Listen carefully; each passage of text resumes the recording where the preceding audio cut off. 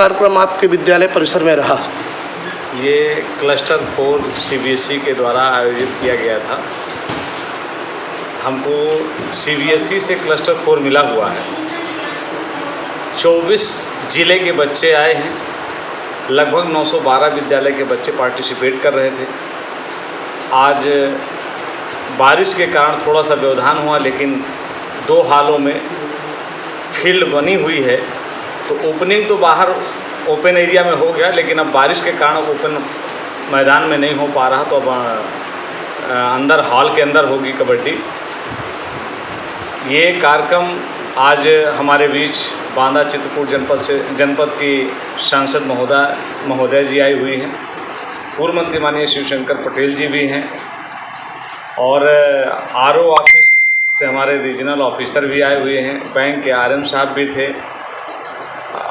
RSO साहब, हमारे चित्रकूट बांदा के आरएसओ साहब रीजनल ऑफिसर स्पोर्ट्स के हैं। इस तरह से आज हाँ, प्रशासनिक अधिकारी ज़रूर नहीं आ पाए, माननीय कमिश्नर साहब नहीं आए, डीआईजी महोदय नहीं आ पाए, लेकिन कुछ काम की व्यस्तता के कारण। लेकिन जिस तरह से उनसे दूरभाष से बात हुई, तो दूरभाष के बात होने के बाद उन्होंने बताया कि 12 तारीख को हम नहीं आ पाए, लेकिन 14 को समापन में ज़रूर आएंगे।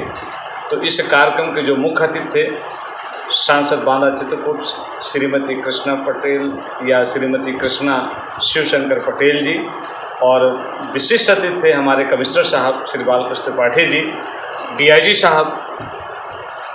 लेकिन वो सब 12 को ना करके अब शायद 14 को समापन में आएंगे, जैसा उन्होंने हमसे दूरभाष में कहा है।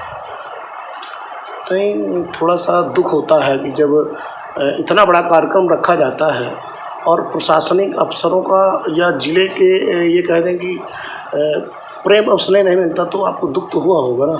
ऐसा नहीं है, उनकी भी मजबूरियां हैं। 10 से 12 का टाइम उनका जनता से मिलने का टाइम होता है।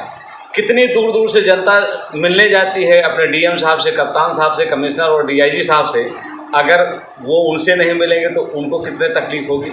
इसलिए हमने उनकी बात को सहर्ष स्वीकार किया, और उन्होंने कहा कि हम शनिवार को, हमारी कोर्ट बंद रहती है, कमिश्नर साहब, डीएम साहब और कप्तान साहब, ज़िले के सभी आला अफसरों को हम लोगों ने अवगत करा रखा है, कार्ड दे रखा था, लेकिन शनिवार को आएंगे। अभी हाल में ये हमें जानकारी लगी है ऐसा सूत्रों से कि अब आपने भारतीय जनता पार्टी ज्वाइन भी कर ली है, ऐसा हमें जानकारी मिला है। अरे दीक्षित जी, पता नहीं कहाँ से आप जानकारी हमको देते हैं। ये आपसे किसने जानकारी दी? सारी पार्टी ज्वाइन करना ना करना ये विचारधारा वाली नहीं, हम पूछ रहे हैं कि ऐसा नहीं है। हम भारतीय जनता पार्टी नहीं ज्वाइन किए हैं, ना हमको आगे चलते भविष्य में ना कभी ज्वाइन करना है, ये मैं आपको क्लियर बता दूं।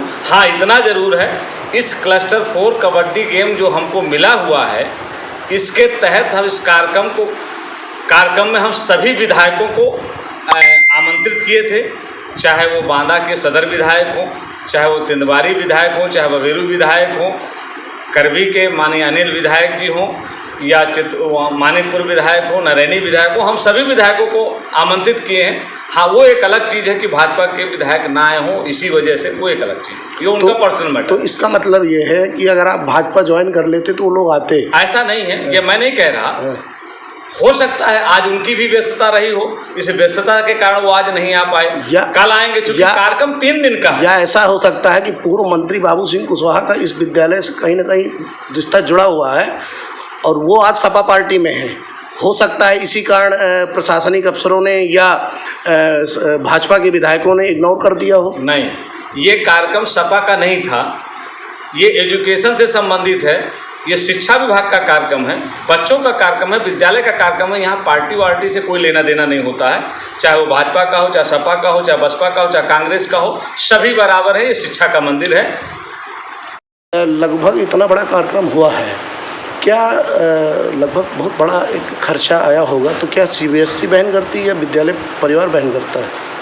सीबीएसई भी देती है, चूँकि बच्चों को रुकने का, खाने पीने का, 3 दिन की सारी व्यवस्था करना ये विद्यालय की रिस्पॉन्सिबिलिटी होती है। तो सीबीएसई कुछ हिस्सा अपना देती है, और बाकी उस विद्यालय को जो टीम जो विद्यालय लीड करता है, जो विद्यालय ऑर्गेनाइज करता है, बाकी उसको वहन करना पड़ता है। इतना बड़ा कार्यक्रम था, निश्चित रूप से अतर्रा का नाम इस कार्यक्रम की बदौलत रोशन होगा, तो इस बारे में आप क्या कहना चाहेंगे? ये हमारा सौभाग्य है कि हमको क्लस्टर 4 कबड्डी चैंपियन का खेल मिला। ये तथागत का सौभाग्य है और मैं उन अधिकारियों को भी धन्यवाद दूंगा कि इतने पिछड़े एरिया में हमको इस तरह का गेम ऑर्गेनाइज करने का अवसर दिया।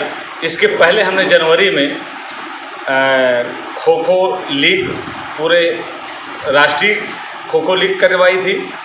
उसमें पूरे हिंदुस्तान की 18 टीमों ने भाग लिया था। तो ये भी मैं मानूंगा कि हम लोगों का बहुत अधिकारियों का आशीर्वाद और स्नेह मिलता रहता है। इसी बहाने हमारे बच्चों को कुछ सीखने और समझने का अवसर मिलता है।